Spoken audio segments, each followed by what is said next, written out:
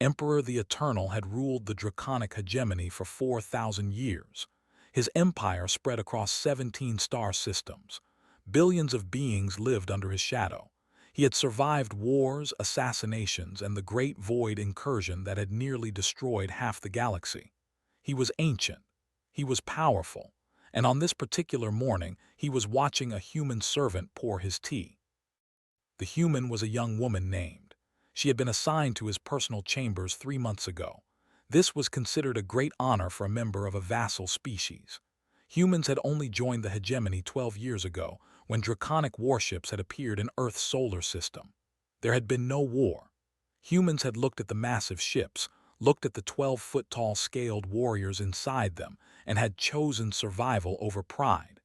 They had surrendered peacefully and become part of the empire. Most draconic nobles thought very little of humans. They were useful, yes, good at administration, good at building things, good at working long hours without complaint, but they were small and soft and broke easily. They lived such short lives. What could they possibly matter to beings who measured their existence in? Had thought this way once. He was not sure when his thinking had started to change. Moved quietly around his chambers, collecting the previous night's documents, arranging his morning correspondence, ensuring everything was in its proper place. She was good at her job. She never spoke unless spoken to. She never met his eyes. She moved like someone trying very hard not to be noticed. The emperor pretended to read a report from one of the outer colonies, but his golden eyes, ancient and sharp, were watching her. He had noticed things about this human, small things, things that most would overlook. She flinched when certain nobles walked through the halls. She always wore long sleeves, even though the palace was kept warm.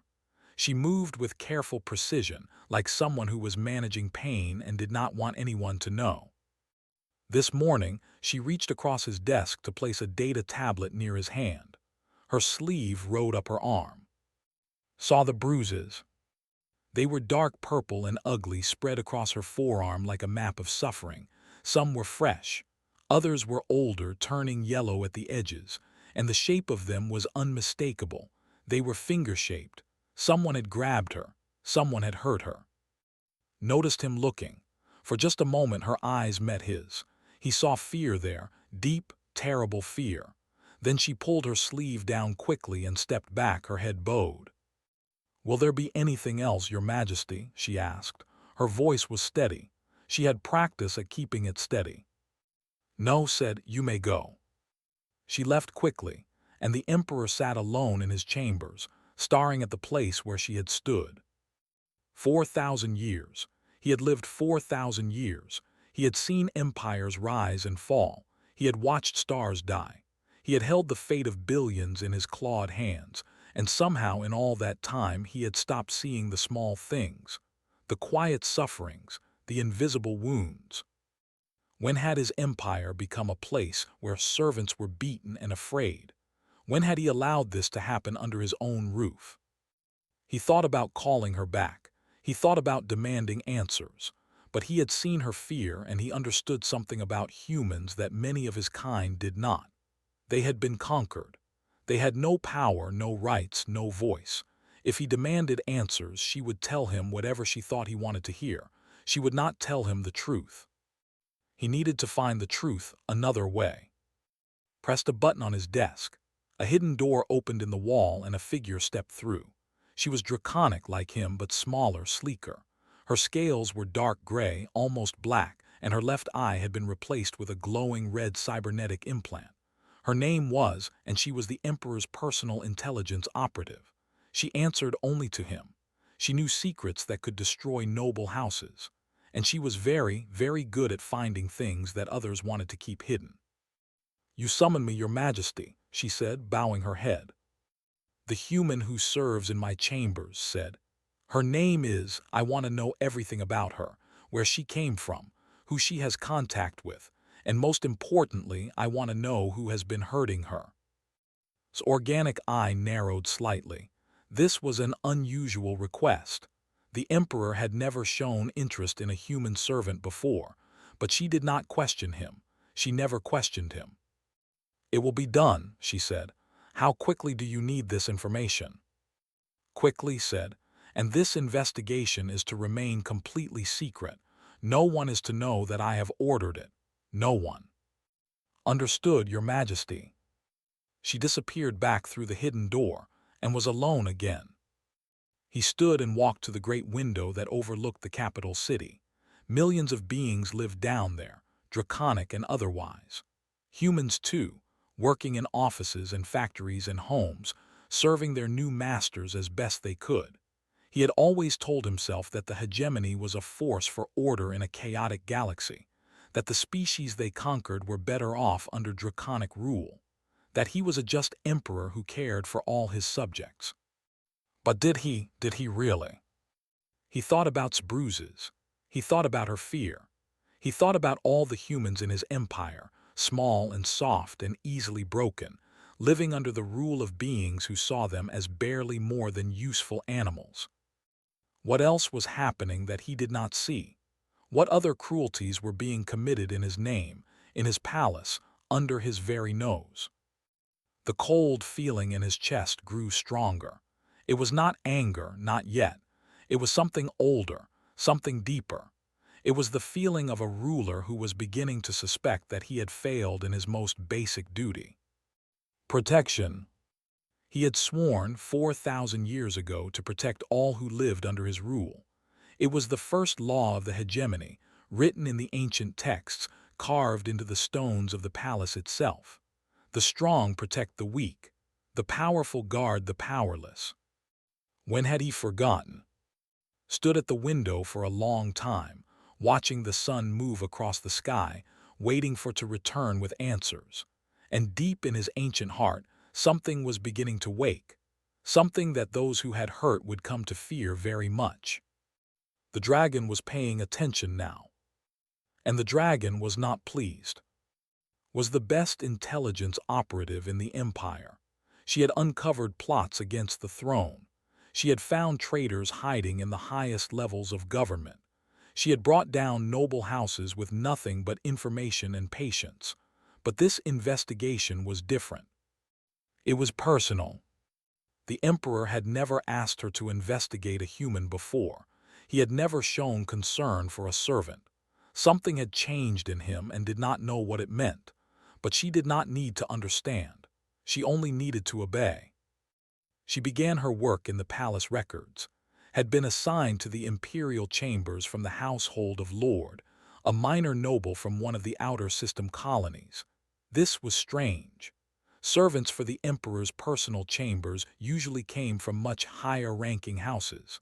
Why had a minor noble been given such an honor? Dug deeper. Lord had connections. His family had money from mining operations in the outer systems. They had been buying influence at court for years, making friends with the right people, giving gifts to the right officials. The assignment to the emperor's chambers had been a favor, a way for to claim that his household served the emperor himself. But why specifically? Found the answer in the transfer records, had requested the transfer. She had asked to be moved away from Lord's household. This was unusual. Humans rarely made requests. They usually did as they were told and accepted whatever happened to them. Why had wanted to leave? Decided to talk to other humans. This was not easy. Humans were afraid of draconic officials. They would smile and bow and say nothing useful. So changed her approach. She found humans who worked in the lower levels of the palace, in the kitchens and the laundry rooms and the maintenance tunnels. She spoke to them quietly, privately, promising that nothing they said would be repeated. At first they said nothing, but was patient. She listened. She waited, and slowly the stories began to come out. Lord was known among the human servants. He was known and he was feared. He liked to discipline his humans, they said. He liked to punish them for small mistakes. A cup placed in the wrong position, a uniform not properly pressed, a moment of eye contact that he considered disrespectful. Any excuse was enough. But the beatings were not the worst of it. One old human woman who worked in the palace laundry told about the disappearances. Humans who served in his household would sometimes vanish. They would be working one day and gone the next, would say they had been transferred to other households, or that they had run away, or that they had died in accidents. But no one ever saw them again, and the humans who remained learned not to ask questions. Had a brother named Tam, the old woman said. He had been an engineer before the hegemony came. A smart young man, good with machines. He had been assigned to his household the same time as, 6 months ago, he had disappeared. Felt something cold settle in her stomach. She was beginning to understand. She used her intelligence network to dig into his finances. On the surface, everything looked normal. Mining revenues, property investments, the usual things. But there were patterns hidden in the numbers.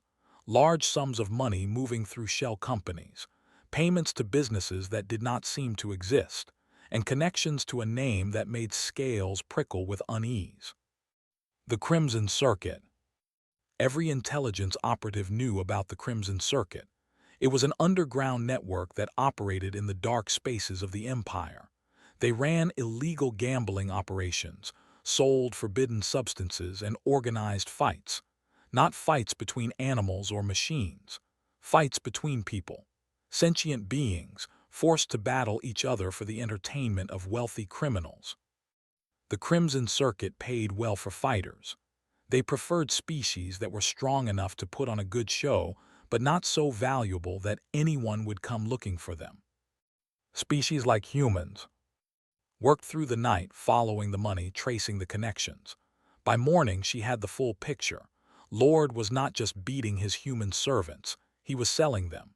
Humans who displeased him, or who knew too much, or who simply became inconvenient, were handed over to the Crimson Circuit. They were forced to fight in underground arenas. Most of them died within weeks. His brother Tam had been sold 6 months ago. According to circuit records that hacked into, he was still alive. Barely. He had survived longer than most, which only meant his suffering had been extended. And Bruises found that answer too. 3 weeks ago, had somehow learned about the Crimson Circuit. She had confronted Lord, demanding to know what had happened to her brother, had beaten her and warned her to stay silent. Then he had arranged for her transfer to the Emperor's chambers, getting her away from his household before she could cause more trouble. He had thought he was safe. He had thought no one would believe a human. He had thought the Emperor would never care about the fate of a servant. He had been wrong. Compiled her report and requested an audience with the Emperor. She found him in his private study, sitting in the dark, waiting. "Tell me," he said. Told him everything. The beatings, the disappearances, the Crimson Circuit. His brother. She held nothing back. When she finished, the Emperor said nothing for a long moment. Then he spoke, and his voice was like ice. "How many humans has sold to the Circuit?" "At least 47 that I can confirm," said. "The actual number may be higher." "And how many are still alive?" 12, maybe fewer by now." Silence again. Watched the Emperor's face. In all her years of service, she had never seen him like this. His eyes were ancient and cold, and there was something in them that made even her want to step back. "You have done well," he said finally. "You will speak of this to no one. What happens next must be handled carefully." "What are you going to do, Your Majesty?" The Emperor stood. He was 12 feet tall, covered in scales that had turned dark with age, and in that moment he looked every bit of his 4,000 years. He looked like something from the old stories, the legends of dragon gods who had shaped worlds with their will. "I am going to remind my empire what the first law means," he said. "I am going to show them what happens when the strong prey upon the weak instead of protecting them." He walked to the door, then paused. "And find me the locations of those fighting arenas, every single one. Before this is over, I will burn them all." Was certain she was going to die. The summons had come early in the morning. An Imperial guard, 7 feet of armored scales and cold eyes, had appeared at her small room in the servants' quarters. She was to report to the throne room immediately. The Emperor wished to speak with her. She had barely been able to walk. Her legs shook with every step. Humans did not get summoned to the throne room. Humans did not speak with the Emperor. Something had gone terribly wrong. Perhaps had told lies about her. Perhaps she had made some mistake in her duties. Perhaps the Emperor had somehow learned about her questions, about her search for Tam, and had decided she was a troublemaker who needed to be silenced. She thought about running, but where would she go? There was nowhere in the Empire that could hide her from the dragon who ruled it all. The throne room was vast. The ceiling disappeared into shadows far above. The walls were carved with images of ancient battles, draconic warriors conquering world after world. The floor was polished black stone that reflected her small figure like a dark mirror, and at the far end of the room, on a throne made of obsidian that seemed to drink the light, sat Emperor the Eternal. He was in full ceremonial regalia. Golden chains hung across his chest. A crown of black metal sat upon his horned head. His scales, dark gray with age, seemed to absorb the light around him, and his eyes, ancient gold, watched her approach with an expression she could not read. Walked the long path to the throne. Her footsteps echoed in the silence. There were guards along the walls, standing motionless, their weapons ready. There was no one else. No courtiers, no nobles, no officials. Just her and the Emperor and the weight of 4,000 years of power. She stopped at the proper distance and knelt, pressing her forehead to the cold stone floor. "Rise," the Emperor said. She stood, keeping her eyes down. Her heart was beating so hard she thought it might burst from her chest. "Look at me," the Emperor said. This was not done. Humans did not look at the Emperor. It was considered disrespectful, even dangerous. But she had been given a command and she obeyed. She raised her eyes and met his gaze. He looked at her for a long moment. Then he spoke, and his words were not what she expected. "Tell me about your brother." Felt the world tilt beneath her feet. How did he know about Tam? What did he know? Was this a trap? Was somehow behind this, testing her, waiting for her to say something that could be used against her? "Your Majesty," she said, her voice barely above a whisper, "I do not understand." "Your brother," the Emperor said again. "His name is Tam. He was an engineer before my ships came to your world. He was assigned to the household of Lord along with you, and 6 months ago he disappeared. Tell me about him." His hands began to shake. She clasped them together, trying to stop the trembling.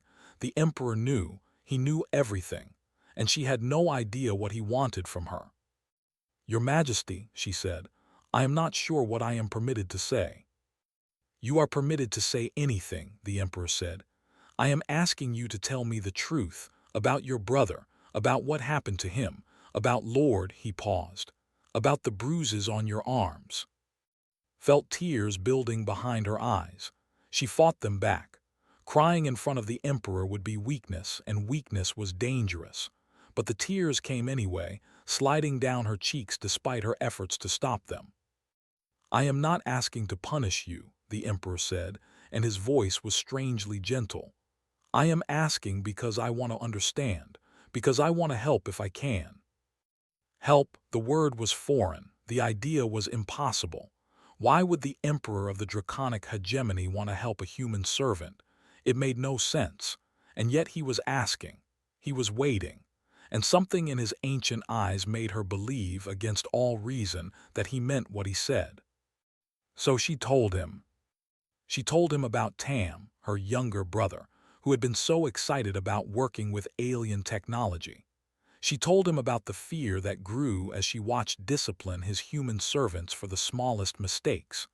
She told him about the night Tam disappeared, how it said he had been transferred to another household, how no one would tell her where. She told him about her search, the questions she asked, the walls she hit, the officials who would not speak to her because she was only a human and humans did not matter. She told him about the whispers she heard from other servants, about humans who vanished and were never seen again. She told him about the night she found a data chip that one of his guards had dropped and what was on it. Financial records, payments to something called the Crimson Circuit, names of humans who had been sold.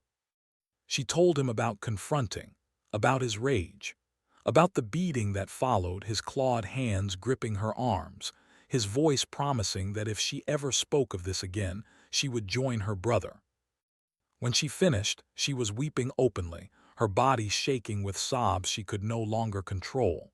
She had said too much. She had revealed everything. Would find out and he would kill her, and no one would care because she was just a human and humans were nothing. The throne room was silent except for her crying. Then she heard something that made her look up. The emperor was rising from his throne. He stepped down from the raised platform, moving toward her with slow, deliberate steps. He was so large, so powerful, so ancient. She could feel the weight of his presence like a physical force. He stopped in front of her. And then, slowly, the emperor of the draconic hegemony, ruler of 17 star systems, conqueror of a quarter of the galaxy, bowed his head. "I have failed in my duty," he said. "You came under my protection. All humans came under my protection when they joined this empire, and I did not protect you. I did not see what was happening. I did not listen. I did not care enough to look." He raised his head and met her eyes. "This will be corrected." Could not speak. She could not move. She could not understand what was happening. The emperor turned to his guards. "Summon the Imperial Guard," he said. "All of them, every warrior in the capital, and bring me Lord, bring him in chains." The guards moved immediately, speaking into their communication devices. And the emperor turned back too. "Your brother is alive," he said. "I have people locating him now. By tomorrow he will be free. I promise you this on my honor as emperor." Fell to her knees, not because protocol demanded it, because her legs could no longer hold her, because hope, real hope, was flooding through her for the first time in 6 months, because the impossible was happening. The dragon had listened, and the dragon was angry. The Imperial Guard had not assembled in full for 200 years. The last time had been during the Void Incursion, when enemies from beyond known space had threatened to destroy everything. 10,000 draconic warriors in powered battle armor, each one capable of leveling a building, each one sworn to die for the Emperor. They filled the grand plaza before the palace, standing in perfect formation, their weapons gleaming in the morning sun. The entire empire was watching. Cameras broadcast the scene to every world in the hegemony. Billions of beings, draconic and human and dozens of other species, stopped what they were doing to witness whatever was about to happen. The emperor had not made a public address in 50 years. Whatever he had to say must be important. Lord was dragged into the plaza by 4 guards. He was still wearing his fine clothes, but they were torn and dirty now. He had been pulled from his bed in the middle of the night, given no explanation, allowed no communication with his family or allies. He was confused and terrified, but he was also angry. He was a noble. He had rights. This treatment was an outrage.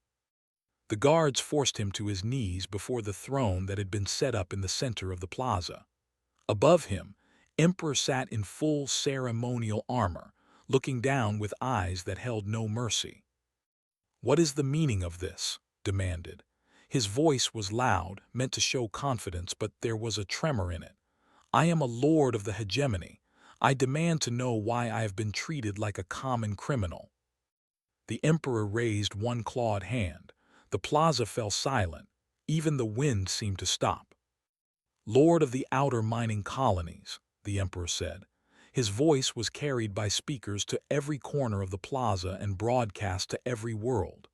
"You stand accused of crimes against the empire, crimes against my subjects, crimes against beings who placed their trust in my protection." "Crimes?" sputtered. "What crimes? I have done nothing." "You have beaten servants in your household," the emperor said. "You have injured them, broken their bodies for the pleasure of seeing them suffer." His face twisted. "They were humans. They required discipline.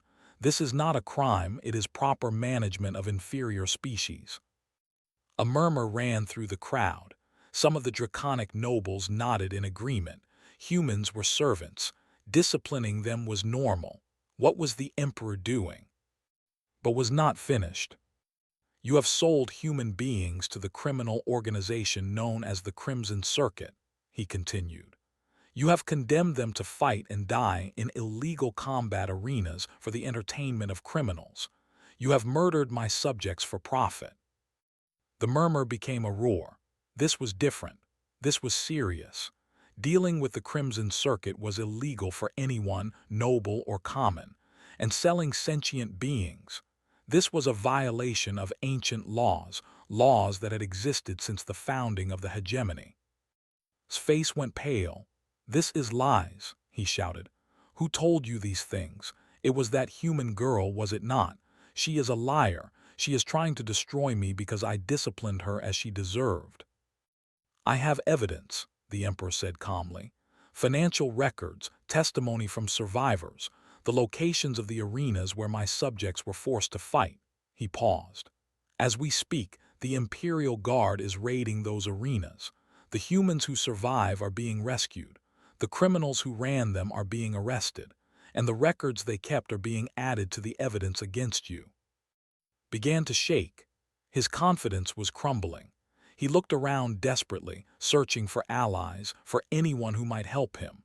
But the nobles who had once been his friends were stepping back, putting distance between themselves and a man who was clearly doomed. 47 humans, the Emperor said. "That is how many you sold to the circuit. 47 of my subjects, treated like animals, forced to fight for their lives, killed for sport.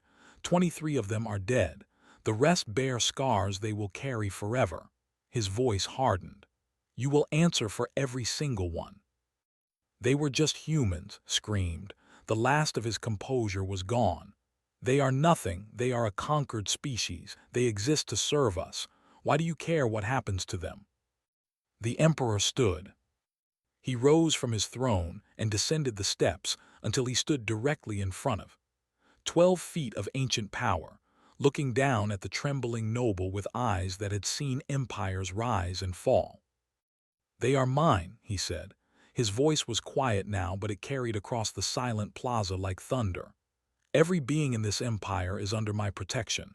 Every human, every draconic, every species that has joined the hegemony. The strong do not prey upon the weak. The strong protect the weak. This is the first law. It has been the first law for 4,000 years, and you have broken it." He turned to face the cameras, to face the billions watching across the stars. "I have been blind," he said. "I have sat upon my throne and believed that justice existed in my empire simply because I wished it so. I was wrong.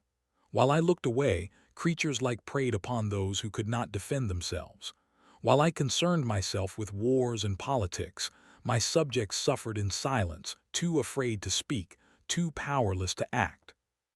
He paused, and when he spoke again, his voice was iron. "This ends today." He announced the sentence. Would not receive a quick death. That would be too merciful. He would be sent to the rehabilitation mines on the ice moon of Prime, where he would work until his body failed. His assets would be seized and distributed to his victims. His name would be erased from the records of nobility. But the Emperor was not finished. "To all who are watching," he said, "I announce the following changes to Imperial law. First, humans will be granted full citizenship rights within 1 standard year. They will have the same legal protections as any draconic citizen. They will have the right to own property, to seek justice in courts, to live without fear of those who would abuse them." A shocked murmur ran through the crowd. This was unprecedented. No conquered species had ever been elevated to full citizenship. Second, a tribunal will be established to investigate crimes against all vassal species throughout the empire. Any noble, any official, any citizen who has preyed upon those weaker than themselves will be found and punished. Third, the Crimson Circuit and all similar organizations will be hunted down and destroyed. Every arena will be burned. Every criminal will face justice. He turned to look at the human section of the crowd, where servants and workers had gathered to watch. Many of them were weeping. Many of them were holding each other, unable to believe what they were hearing. "To the humans of the hegemony," the Emperor said, "I have watched your kind since you joined us. You are not weak. You are the most stubborn, most determined, most hopeful species I have ever encountered. You survived a dying planet. You spread across the stars with nothing but your will to live. You have endured conquest and servitude without losing your spirit. You deserve better than what we have given you." He raised his head. "From this day forward you shall have it." The plaza was silent for a long moment. Then, somewhere in the crowd, a human began to clap. Another joined, and another. The sound spread like wildfire, humans applauding, weeping, cheering. And then, slowly, draconic citizens joined them. Not all, but enough. Change was coming. And it had started with an emperor who finally learned to see. 6 months had passed since the day Lord was sentenced in the Grand Plaza. 6 months of change, of struggle, of hope and fear and slow transformation. Stood before the great window in the Emperor's study, looking out at the capital city below. She was not wearing a servant's uniform anymore. She wore the dark blue and silver of the Imperial Diplomatic Corps, with the golden star of a junior ambassador on her collar. She was the first human to hold such a rank. She would not be the last. Behind her, the door opened. She turned to see her brother Tam enter the room, walking slowly, leaning on a cane. He had been rescued from the fighting arenas the same night was arrested. He had been half dead, covered in scars, barely able to speak. The doctors said it was a miracle he had survived so long. But humans were stubborn. That was what the Emperor said, and Tam was proving it. Every day he grew a little stronger. Every day he healed a little more. Tomorrow he would testify before the tribunal, telling his story so that others might find justice too. "The Emperor will see us now," Tam said. They walked together through the palace halls. The guards they passed were different now. Half of them were still draconic, but the other half were members of other species. Some were human. The Imperial Guard had begun accepting recruits from all citizen species. It was a small change, but it meant everything. The Emperor's private study was warm and quiet. Sat near the window, reading something on a data tablet. He looked up when they entered, and something that might have been a smile crossed his ancient face. "Ambassador," he said, "Citizen Tam, please sit." They sat in the chairs across from him. It still felt strange, too, sitting in the presence of the Emperor as an equal rather than standing as a servant. She did not think she would ever fully get used to it.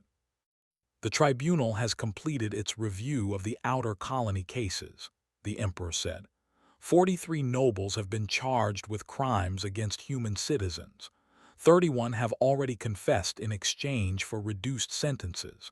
The others will stand trial next month.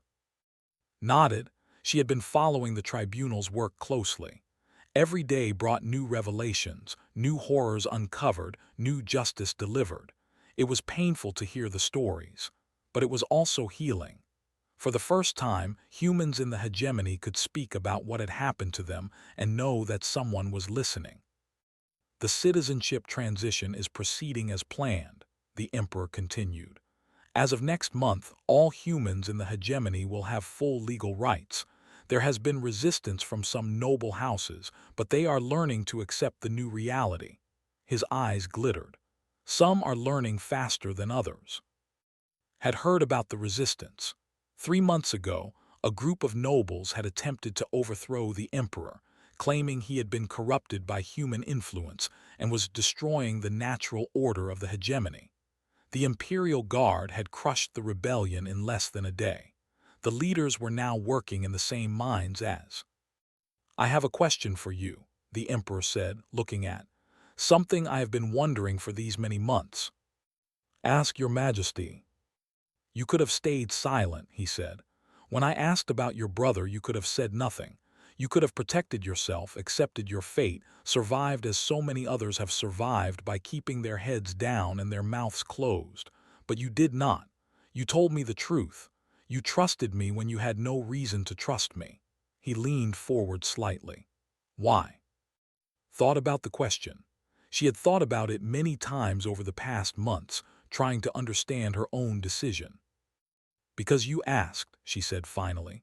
"In all the years since your ships came to our world, you were the first one who asked, the first one who wanted to know what was happening to us, the first one who looked at me like I was a person and not just a tool to be used." She paused. "I did not know if you would help. I did not know if you would even care. But you asked, and I decided that was worth something. I decided to take the chance." The Emperor was quiet for a long moment. When he spoke, his voice was softer than she had ever heard it. 4,000 years, he said. "I have ruled this empire for 4,000 years. I have made alliances and fought wars. I have shaped the destiny of billions, and in all that time I never thought to ask." He shook his head slowly. "The thing I have done in centuries was to look at your bruises and wonder what caused them. Such a small thing, such an obvious thing, and I almost missed it entirely." "But you did not miss it," Tam said. It was the first time he had spoken. His voice was rough from damage to his throat, but it was steady. "You saw, you acted, you changed everything." "The change is only beginning," the Emperor said. "There is much more to do. The old ways will not disappear overnight. There will be more resistance, more struggles, more pain before we build something better." He looked at both of them. "But we will build it together, all of us." He stood and walked to the window, looking out at the city below. The sun was rising, painting the sky in shades of gold and red. "Somewhere in this city," he said, "there is a human child learning to read in a school that did not exist 6 months ago. Somewhere in the outer colonies, a human family is applying for land rights that they never dreamed they could have. Somewhere on a distant world, a human is looking up at the stars and imagining a future that was impossible before." He turned back to face them. "This is what power is for," he said. "Not conquest, not glory, not the accumulation of wealth or the satisfaction of pride. Power exists to protect those who cannot protect themselves, to lift up those who have been pushed down, to see the bruises that others ignore and demand to know who caused them." Felt tears forming in her eyes. Happy tears this time. Tears of hope and gratitude and amazement at how much the universe could change in such a short time. "I will keep asking," the Emperor said, "and I will keep listening. That is my promise to your people. That is my promise to all the peoples of this empire. The strong will protect the weak. The powerful will serve the powerless, and no one will suffer in silence again." He extended his hand toward them. It was a human gesture, one he had learned in the past months. Stood and took his hand, and Tam did the same. 3 beings from 2 different worlds, standing together in the light of a new day. Outside the window, the sun continued to rise. The capital city was waking up. Humans and draconics walked the streets together, not as masters and servants, but as citizens of the same empire. Children played in parks that had once been forbidden to certain species. Workers built new buildings that would house new families. The machinery of change ground slowly forward, reshaping everything it touched. It had started with bruises on a servant's arms. It had ended with an empire transformed. And it had happened because one ancient dragon finally remembered what true strength meant. In the years that followed, historians would write about the Great Reformation. They would analyze the political changes, the economic shifts, the social transformations that reshaped the hegemony. They would debate the emperor's motivations and the long-term consequences of his decisions. But the humans who lived through it would remember something simpler. They would remember the day the dragon asked them to tell their story. And they would remember that he listened.